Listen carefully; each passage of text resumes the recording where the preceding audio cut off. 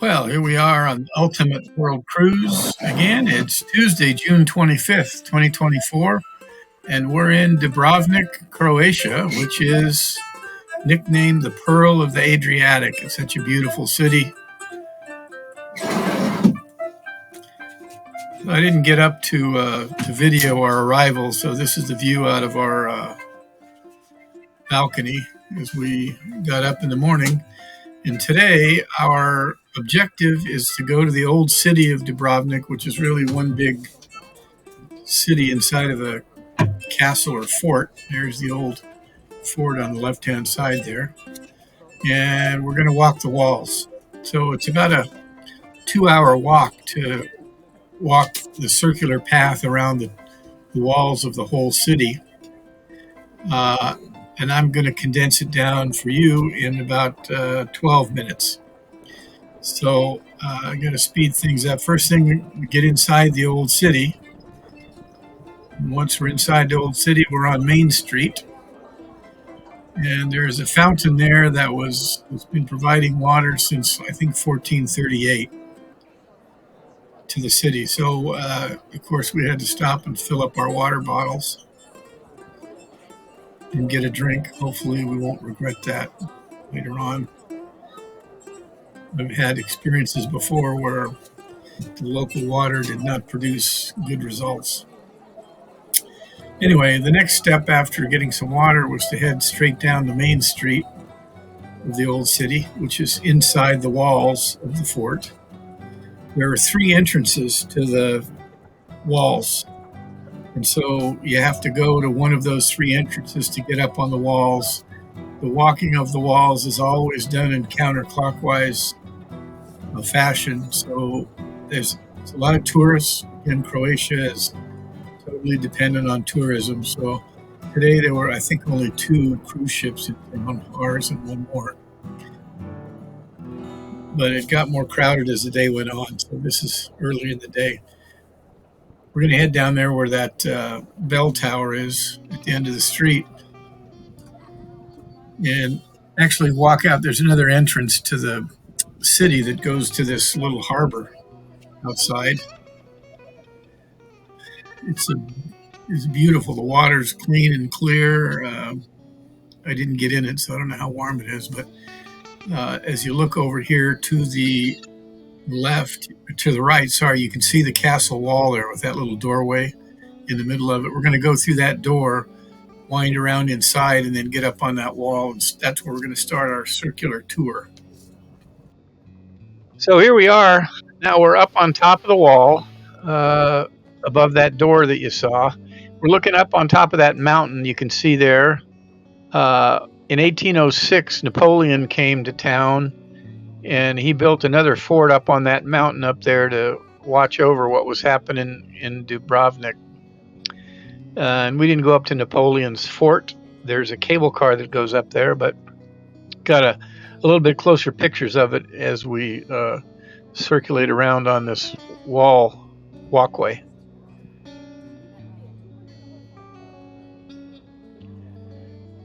There's a bunch of boat tours down there you can take that'll give you a water tour of Dubrovnik. It's such a beautiful place.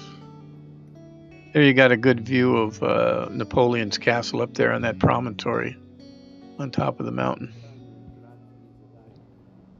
Interesting thing about this castle, it's been built since I think about 1100. They've been building it for a gazillion years.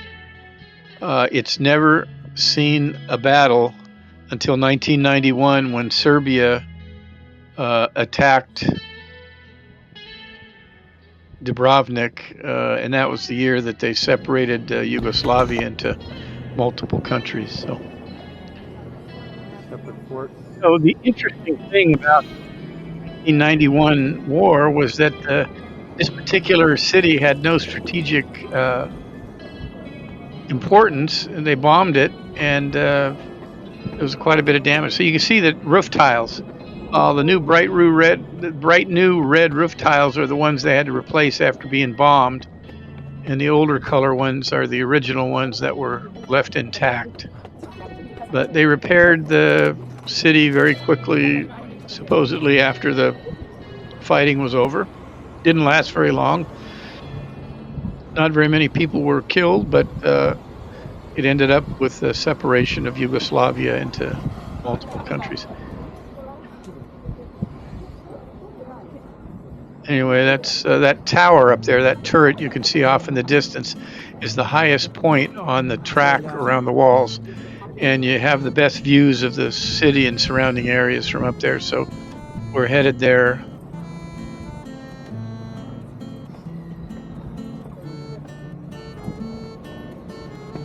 There's a view of what's outside the old city. There, this will give you a better perspective on how many roofs had to be replaced after the bombing. So the darker orange tiles are the ones that are replaced. The lighter ones were the original tiles. There, we're still headed towards that turret you can see up ahead of us.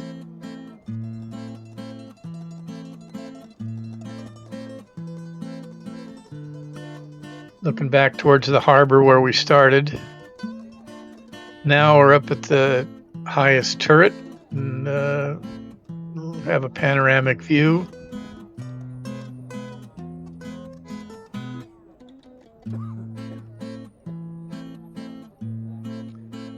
So for many years, Dubrovnik was its own independent country.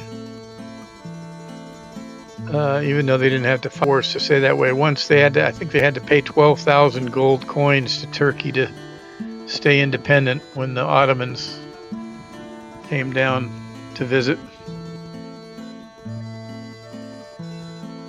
But the major industry here, I think, used to be salt and shipping and shipbuilding.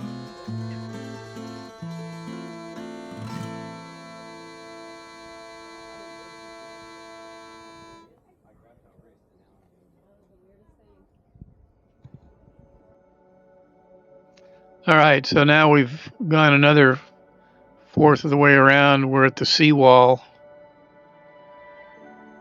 over on the west side. The water's beautiful. You'll see a bunch of people swimming in it pretty soon, diving off rocks.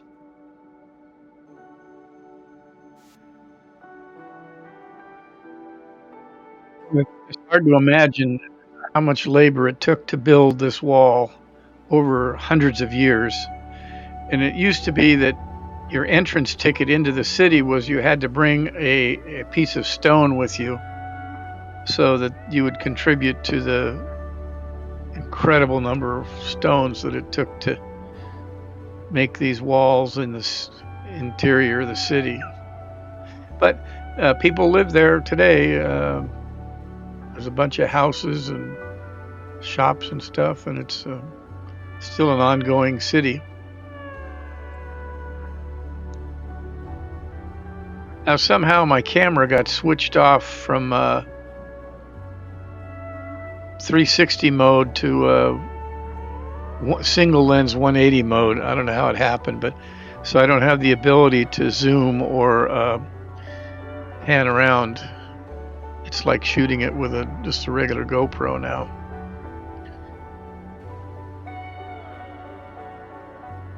And this section of the wall we're coming up was built in 1834, it said on that little plaque.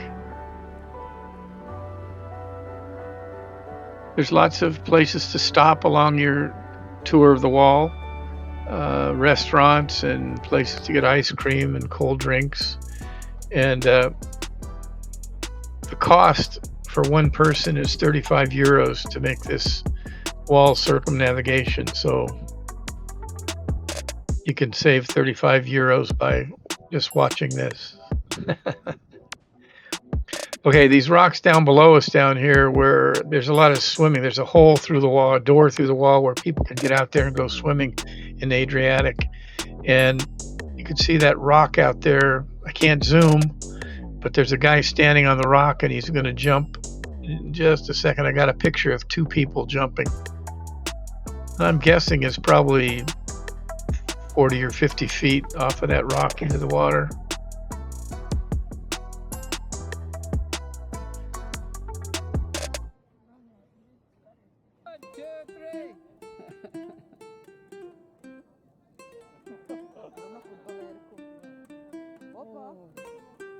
The people up on the wall were cheering him on, trying to get him to jump.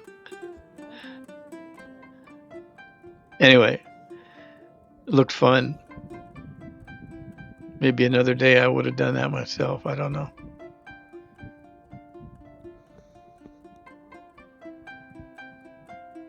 All right, so it wouldn't be a tour of a city without at least one picture of a church or one section.